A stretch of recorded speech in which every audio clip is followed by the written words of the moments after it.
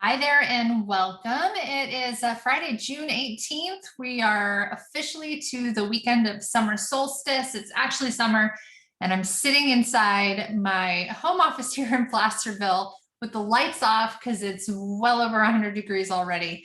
And so I hope you guys are staying cool. I'm excited about episode 10 today. I think that this applies to a large amount of people who are in our county or looking to come to our county. We're going to be chatting all about Prop 19. And so if you guys, I know there's a million different propositions out there, but Prop 19 is about transferring your tax basis as a senior or as someone who lost their house during like a wildfire. And it also talks about transferring your tax basis when you pass away to those who inherit your property. So very important things, and one of our great advantages here in California. So I am going to share my screen and show the screen here because I did make a little PowerPoint presentation. Okay, so Prop 90, are you eligible and how do you use it? Okay, so how things used to be, there was two propositions previously that dictated how transferring our tax basis happened as a senior in particular. So there was Prop 60 and there was Prop 90. And it said homeowners who are 55 or over or severely and permanently disabled could transfer their taxable value of their primary residence to a replacement primary residence. So it has to be the house that you live in, not your secondary home.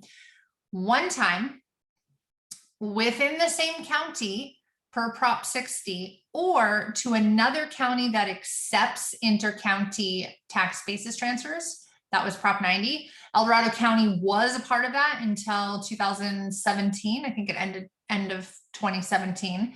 And it had to be to a replacement property of equal or lesser value. You could not buy a property that was more expensive than what you sold. And then it had to be within 2 years of the sale of the original primary residence.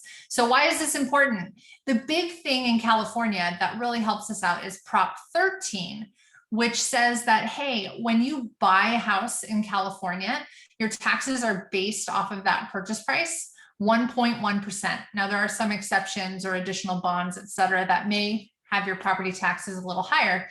But if you were to buy a house 30 years ago for $100,000, your tax basis started at $1,100 per year.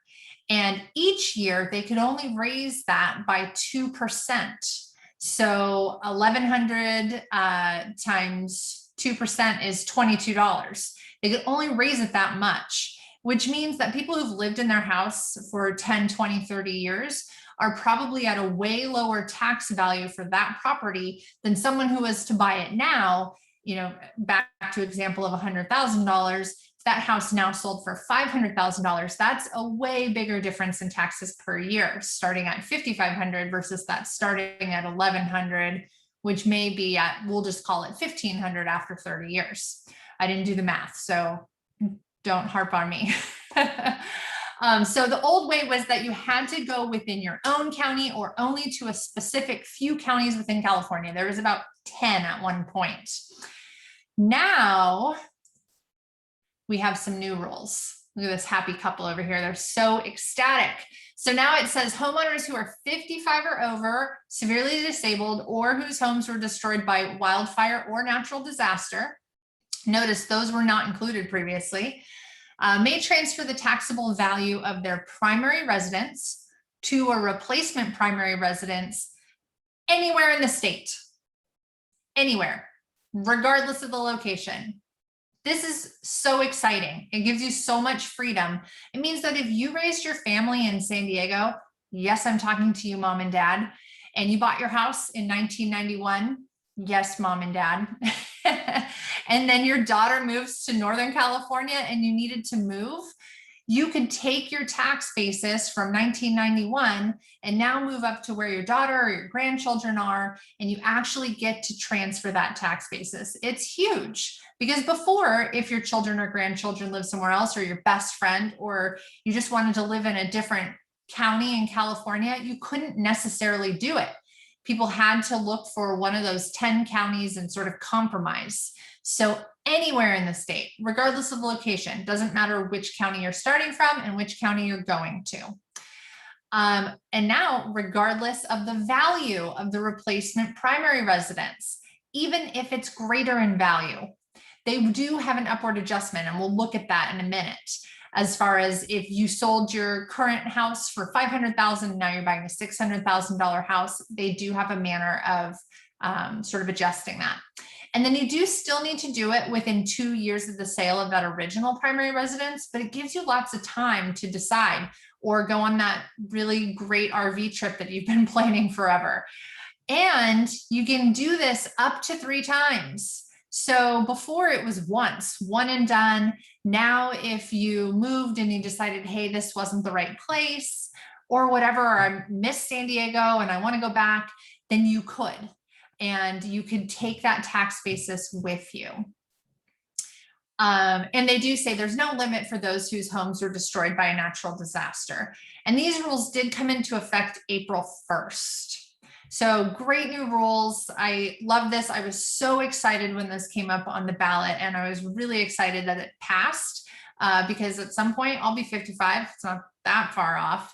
And I may want to move out of El Dorado County and take my tax basis with me. So, I think this is just a wonderful thing, because all of you guys are already taxpayers, and it does keep taxpayers. It also allows you guys as seniors to make a move, keep your costs similar. I mean, there's just so many advantages.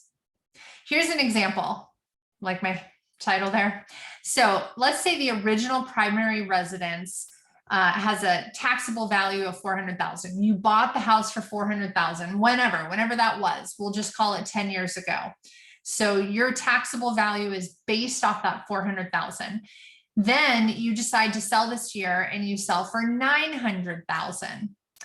And then your replacement primary residence, so you purchase something else for $1 million. Okay, so the difference between the sales price of the original and the purchase price is $600,000. Hold on, I just tricked myself. Okay, so yes, that's right. And you do get, and so there's a $100,000 gap between what you sold for and then the new one's $1 million. Sorry, I totally got blown off track there. So just to restart, you bought your house 20 years ago for $400,000. You're selling it now for $900,000, and you're buying a new property for $1 million. There's a gap of $100,000, which means that your new tax value is going to be based on the $400,000 that you left plus that $100,000 gap. Got it? So they're going to tax you essentially on a $500,000 house, but that's a whole lot better than $1 million house, right? As far as taxes. So that's a good example. Now, if you bought for 400, sold for 900, and bought for 900, you'd be even Steven. And I also believe, though I'm not 100% sure, that if you bought for 400, sold for 900, and bought for something less, like 800, you'd still be at that 400. Okay, there's also some new rules for the transferring of property to children and grandchildren. So previously, and this is where some people didn't like Prop 19, but these are the new rules. So previously, the following property transfers were exempt from any reassessment: the principal residence, regardless of its value or its use. So it could be now it's a $3 million property, but it was originally bought for $500,000. It's going to keep that tax base no matter what. And then all other property up to $1 million in value was exempt from any reassessment, but now they have some stricter rules. So a property is only exempt from reassessment if the property continues as the family home of the transferee, or if it's a family farm. So it has to go, the property has to stay as somebody's primary residence. This was the big thing. You can't inherit grandma's house and now rent it out and keep the tax basis. You would have to move into grandma's house in order to keep the tax basis. The property also needs to be transferred either from a parent to a child or a grandparent to a grandchild, okay? And the transfer needs to be completed within 1 year. So the biggest part of this is you can no longer take the inherited home and rent it out. If you do that, you can do it, but you're going to get reassessed at the new value for taxes. So it may still make sense to take that home and rent it out, because you may still, even if it's now worth $1 million and it would have been at $300,000, and your taxes are $10,000 a year, but you're renting it for $4,000 a month, the math might still work for you. But it does mean that you're going to have a change in taxes. Okay. And here is, talks about the taxable value for the inherited property, which I kind of went over, but we'll do it again. General rule: if a child or grandchild qualifies by continuing to use the home as a primary residence, then the original taxable value of the property will remain the same as the taxable value to the parent. Okay, so if you move in, you live there, you're good. Unless the following applies. So exception: if the assessed value of the family home is more than $1 million over the original taxable value, then the new taxable value will increase. Okay, so an example. Assume the assessed value of the family home is $2 million, but they originally bought it for $500,000. Because $2 million is more than $1 million above the original taxable value, the new taxable value will increase.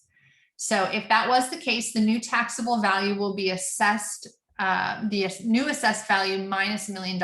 In this case, 2 million minus $1 million equals $1 million assessed value. So even though the assessed value is 500,000 to begin with, because the property is now worth $2 million, you get a $1 million exemption. So that brings the value down to $1 million of assessed value. A little tricky. Let's try another one. Let's say the house was originally $100,000 when grandma bought it, and you get it, and it's in Newport Beach, and it's worth $5 million at this point. Your new assessed taxable value would be $4 million, because it's 5 million minus the exemption of $1 million. Whew, okay, that's a good amount of math for today. Uh-oh. Okay, where is my camera?